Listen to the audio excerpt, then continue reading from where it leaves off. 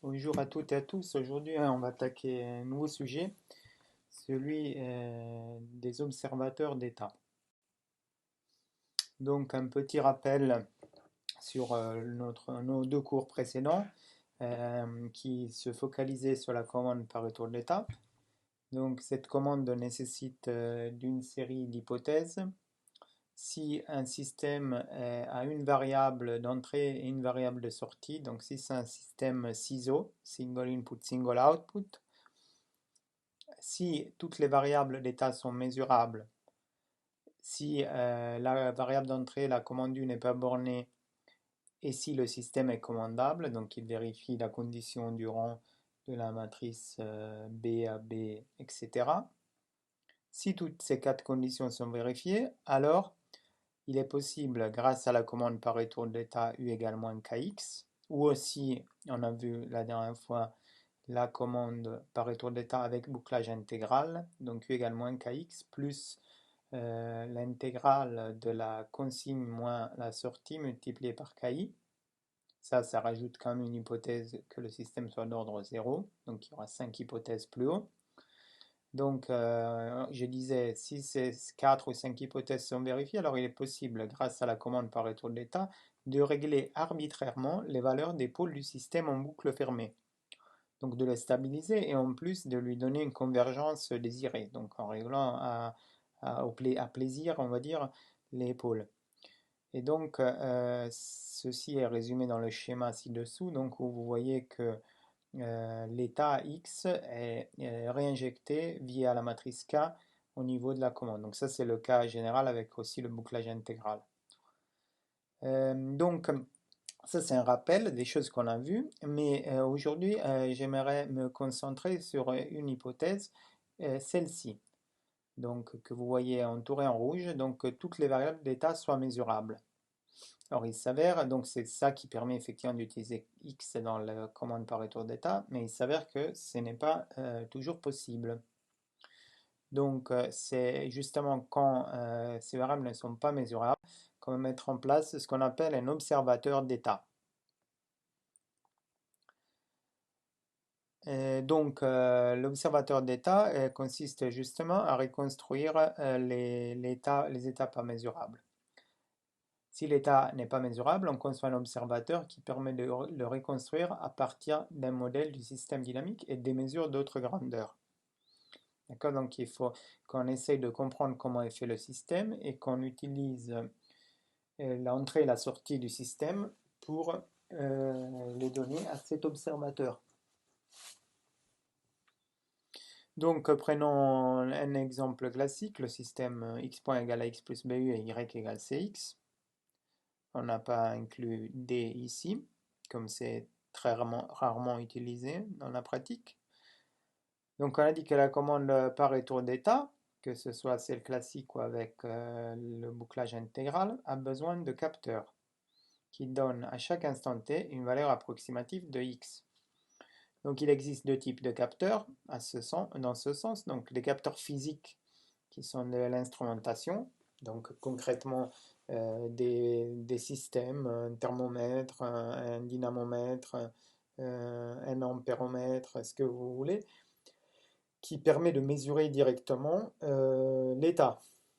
D'accord? Mais des fois, ces systèmes sont soit trop coûteux, soit difficiles à réaliser, soit tout simplement on n'a pas accès à la variable qu'on souhaite mesurer. Donc l'alternative, ce sont des capteurs logiciels. Et euh, c'est ça qu'est un observateur. C'est un capteur logiciel, c'est-à-dire que c'est un capteur qui est programmé, un peu comme les régulateurs qu'on a vu la dernière fois. Donc il s'agira de programmer avec un langage de programmation un algorithme qui permet d'observer l'état. Ces algorithmes seront fondés sur un modèle du système et utilisent les mesures données par les capteurs physiques. D'accord? Donc, ils vont quand même se fier aux capteurs physiques, mais compléter l'information du capteur physique euh, avec les éléments manquants. Donc, ces capteurs logiciels vont délivrer à chaque instant une estimation des variables d'état non mesurées. Et cette estimation, on la note x chapeau t. Donc on rajoute un chapeau sur la variable pour indiquer que c'est une estimation. Ça, c'est très commun en traitement du signal en automatique. C'est utiliser le chapeau pour indiquer une variable que l'on estime parce qu'on n'est pas sûr de sa valeur. Donc en résumé, l'observateur permet d'estimer à x chapeau de t en se basant sur une approximation du modèle du système ABC et un algorithme qui utilise les mesures des capteurs physiques. Donc maintenant, regardons quelle est l'architecture de ce système. Donc je reprends la phrase précédente. Ce sont des algorithmes euh, qui se fondent sur un modèle du système et utilisent des mesures pour délivrer x chapeau de t. Donc voilà l'architecture d'un observateur très simplifié. Vous avez l'entrée qui va au système, l'état qui passe par des capteurs. Les capteurs, ils ne peuvent pas tout mesurer, ils mesureront seulement une partie de l'état Y. Et donc l'observateur va prendre en entrée l'entrée du système U et la sortie du système Y pour essayer de reconstruire X, qui est caché ici. Elle n'est pas visible à l'extérieur. Et cette estimation, on la note X chapeau. On va recopier de façon virtuelle la dynamique du système. Donc on va mettre dans l'observateur ce qu'on pense être le système, les matrices A et B, C, qu'on trouve via des modèles physiques. Et on prend en compte U et Y pour corriger les écarts entre X et X chapeau. En gros, c'est un peu comme si on simule à l'intérieur de la boîte verte qu'est-ce que fait le système et, et on corrige cette simulation avec Y. Ce sera plus clair dans le transparent suivant. Donc si je reprends ce schéma et je l'explore un peu plus. La partie du haut, le système, il est, comme on l'a vu plusieurs fois, constitué donc d'une des boîtes B, A et C, avec un intégrateur au milieu. Donc ce système, il a une équation d'état qu'on peut trouver via les méthodes de la physique. On l'a vu, pardon, on l'a vu souvent dans les cours précédents, par exemple pour un système mécanique avec masse, ressort et amortisseur, avec le circuit RLC. Et ces équations d'état, elles sont bien sûr approximées, donc le système réel, il ne se comportera pas exactement comme ça. De plus, le système réel, il est dans une boîte noire. Ici, je l'ai rendu transparente juste pour vous permettre de voir les choses. Mais en gros, comme je vous l'ai expliqué plusieurs fois, on ne peut pas voir X. Sinon, on n'aurait pas besoin de l'observateur. Tout ce qu'on voit, c'est l'entrée U et la sortie Y. Donc c'est là qu'on a besoin de mettre en place l'observateur. Donc on va suivre le schéma en haut à gauche ici, et on va le mettre en place ici même. Donc, regardez bien ce qui se passe ici.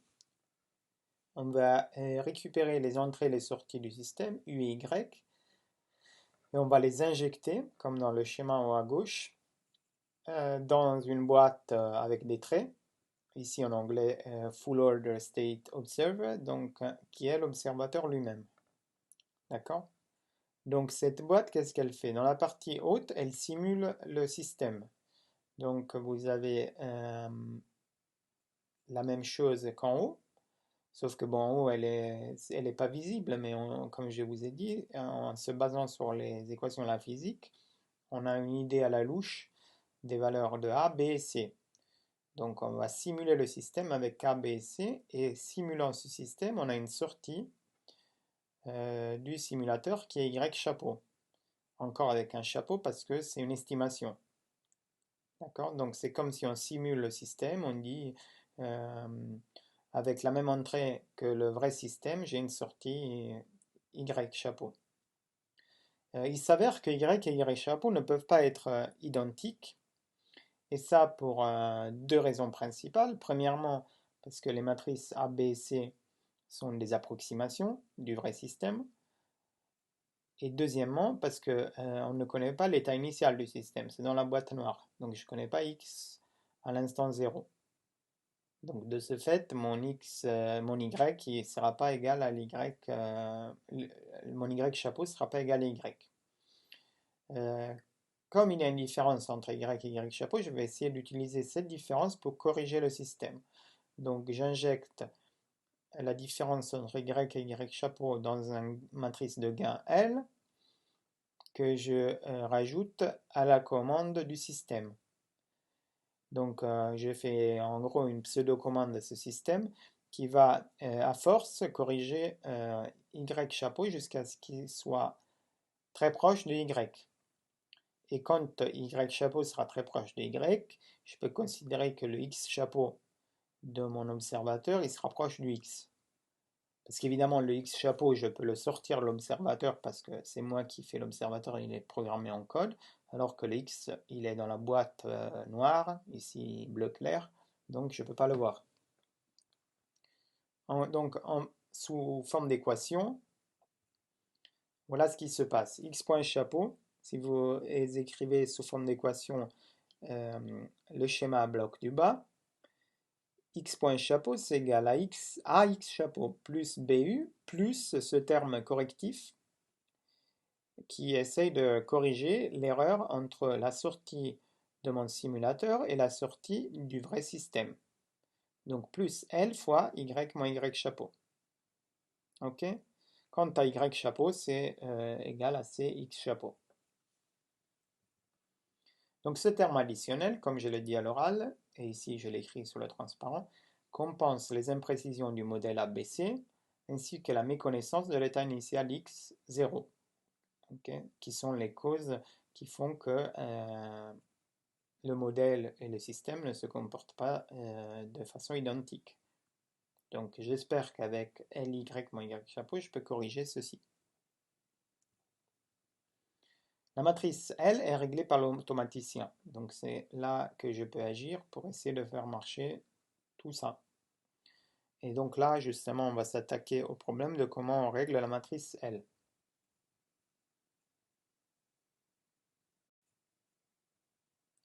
Donc quel est le principe de l'observateur d'état? Autrement dit, comment est-ce qu'on règle L? Donc je reprends les équations. En haut, j'ai mon système, donc il n'y a pas de chapeau. Et en bas, j'ai mon observateur, donc avec des chapeaux et avec en plus ce terme qui corrigera, qui sert à corriger les imprécisions du modèle et de l'état initial. Donc je vais vous demander un petit exercice à faire pour la prochaine vidéo.